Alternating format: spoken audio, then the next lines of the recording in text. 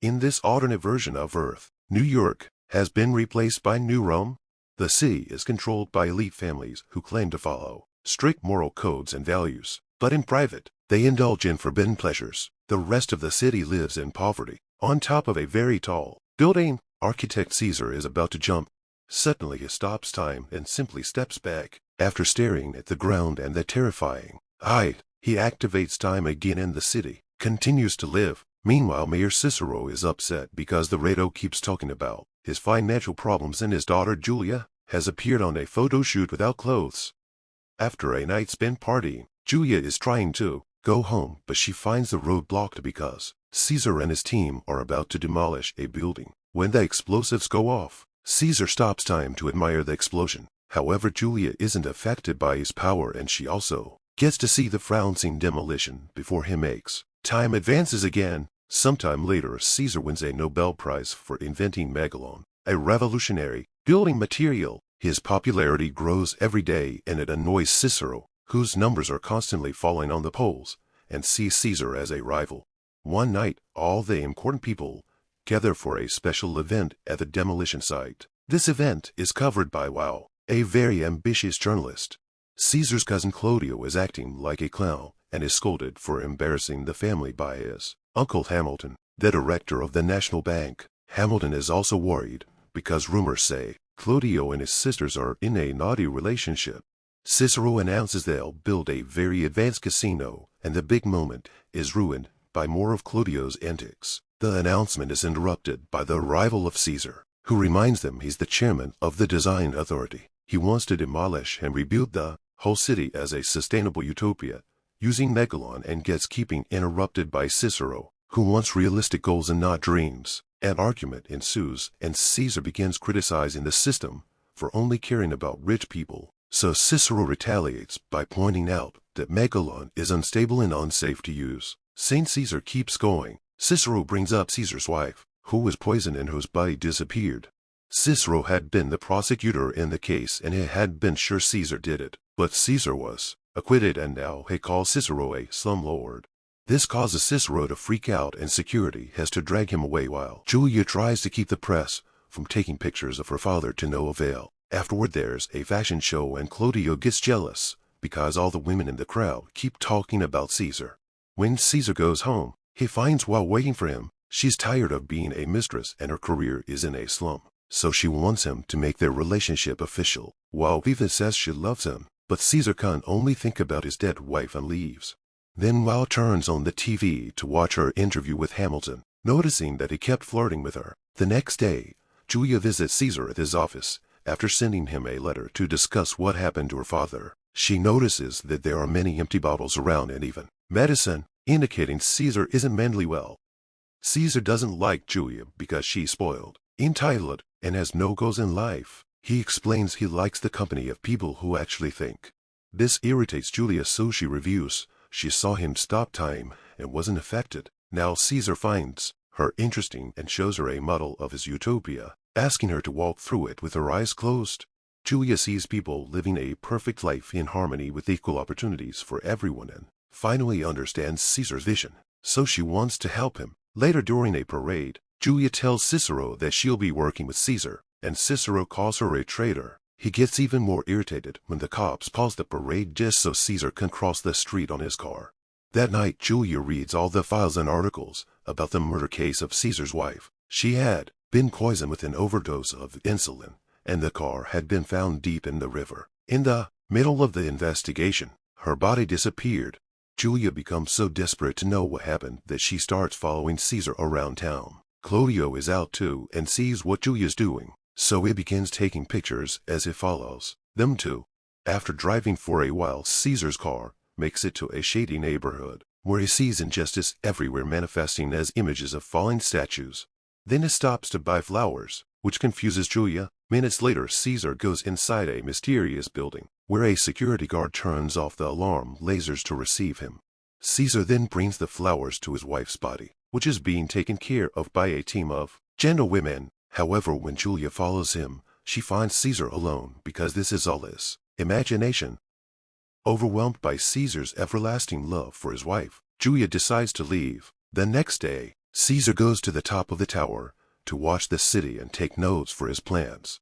Julia comes along and asks him which institution is the most important to preserve in his utopia, to which Cesar answers marriage. For the next few weeks, Wall spends lots of time with Hamilton and they end up getting engaged. On the night of the wedding, Wall gives Hamilton his very own statue. Julia attends with Cesar, who notices the protesters nearby holding up signs against him, but he ignores them. Reporters keep asking him about Megalon and its possible danger, yet Cesar continues to joke while assuring them it's perfectly safe.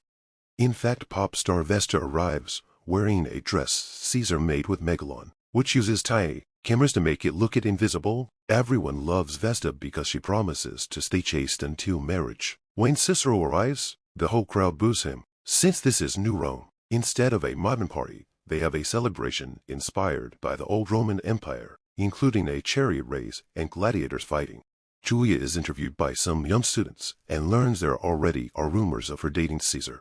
Speaking of Cesar, he spends the night smoking, drinking, and consuming a variety of substances, so everything is a psychedelic blur.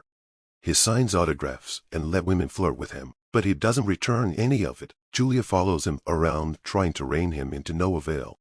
While some eccentric clowns finish their show, Claudio bribes a producer to play a video he's brought at the right moment. Then it's time for Vesta to sing while people donate money to support her chastity pledge. Her performance is interrupted by Claudio's video appearing on the big screens, showing Cesar and Vesta doing the dirty and getting caught in the act by paparazzo. This causes a big uproar, and bodyguards have to take Vesta away before the angry crowd riots, starting a fight on the stage. Cicero makes a speech that gets ignored while the guards use even more violence to try to calm the crowd down. Eventually, the anti-Cicero signs make it to the stage. Meanwhile, Cesar tries to escape through the back door and a man punches him, so he ends up in a fight as well while he keeps hallucinating because of all the substances Cesar consumed. It's easy for the other men to knock him down. Julia finds him and takes him away in his car, but they're stopped by the cops. Since Vesta is a minor, Cesar is arrested and kept in custody. In his cell, Cesar tries to stop time and discovers he can't. That night, Julia goes to the city archives with a friend, and they find some paperwork that proves Vesta lied about other things too. She's not a minor, and she wasn't even born in New Rome. The next day, Julia goes to see her father and shows him Vesta's birth certificate to save Cesar.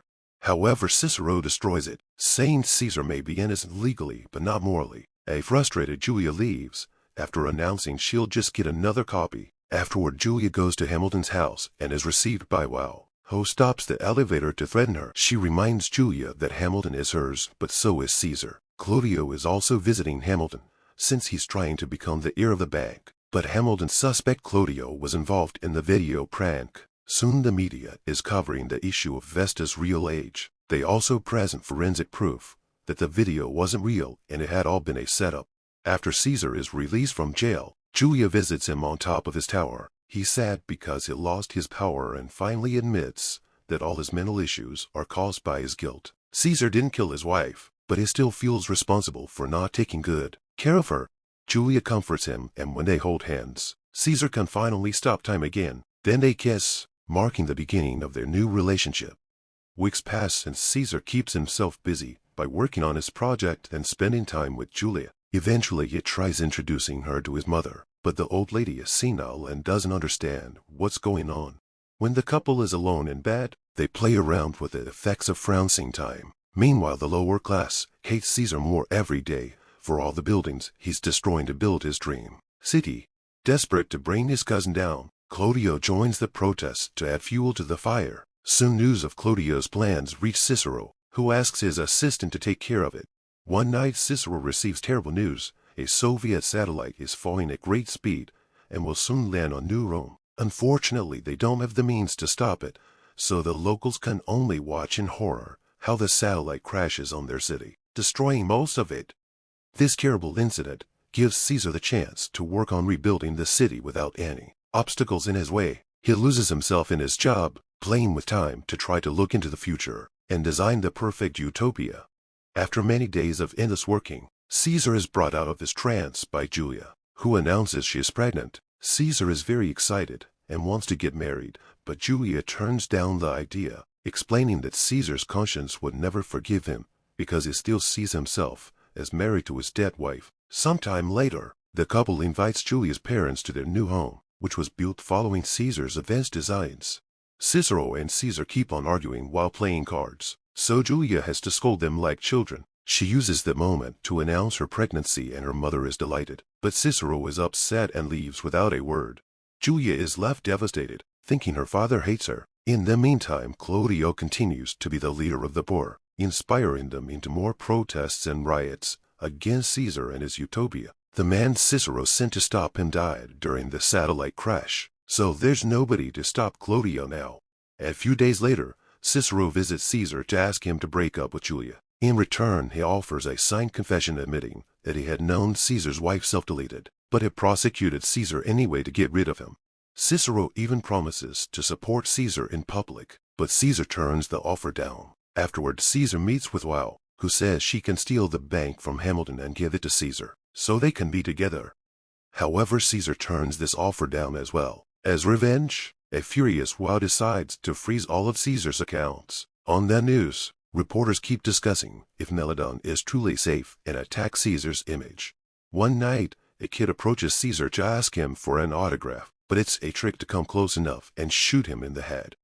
For the next few hours, Caesar's mind is stuck in an endless hallucination. Julia immediately takes him to the hospital, and the doctors consider the option of rebuilding his skull with Megalon. Meanwhile, it's revealed that the child had been sent by Claudio's henchman, but Claudio is angry because this incident has made Caesar look like a martyr. The procedure to fix Caesar's skull with Megalon goes well, but it'll take some time for him to fully recover. Julia comforts him after the operation, and while having painful hallucinations, Caesar shares what happened the night of his wife's death. She came home ready to announce big news, but she saw something that made her jealous, and she ended up self-deleting in the river. The poison thing had all been a lie from Cicero, who also hid the fact she had been pregnant. Caesar had tried to follow his wife out and saw her jump. Afterward, he discovered the principle behind Megalon trying to save her. As soon as he can walk again, Caesar goes to see Wow to ask about his bank accounts. Wow tries to threaten him, but Caesar removes his bandages to reveal the Megalon that now lives behind his left eye. An astonished Wow falls to her knees, begging him to take her back, because diamonds don't mean anything to her if she doesn't have his love. The moment is interrupted by Hamilton, who is shocked to hear about the frozen accounts and promises to fix it, merely assuming it was a mistake on the paperwork. Sometime later, Wow and Claudio meet in private to do the dirty. Suddenly the lights start failing, and Claudio explains it's caused by Caesar's systems using all the power. Then Wow reveals Hamilton asked for a prenuptial agreement, and she can't get the bank, so she wants to work with Claudio to do a takeover. She even cuts his hair to make it look more presentable. The next time Claudio meets with Hamilton, the old man is proud to see his nephew looks more like an adult.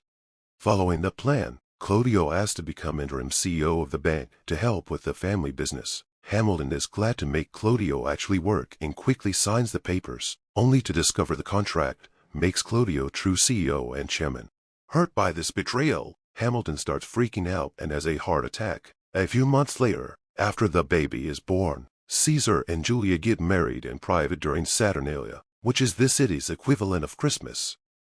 Claudio and Wow continue to work together, and Claudio convinces the board to remove Hamilton from his position in the bank. Afterward, Claudio gathers the rebels to start the biggest riot yet, which triggers multiple fires on the streets. The cops can't do much to stop them, so after Cicero makes a public speech condemning the citizens' actions, he escapes in the subway with his wife, Julia, and the baby. Even while holding his granddaughter, Cicero keeps on insulting Caesar, but he wants the baby to have a good future, so he finally agrees to support his son-in-law. Later that night, Claudio and Wow check on a bedridden Hamilton, who has a bulge in his pants. At first, he pretends he's excited to see Wow, but when he removes the bedsheets, he reveals a bow and arrow.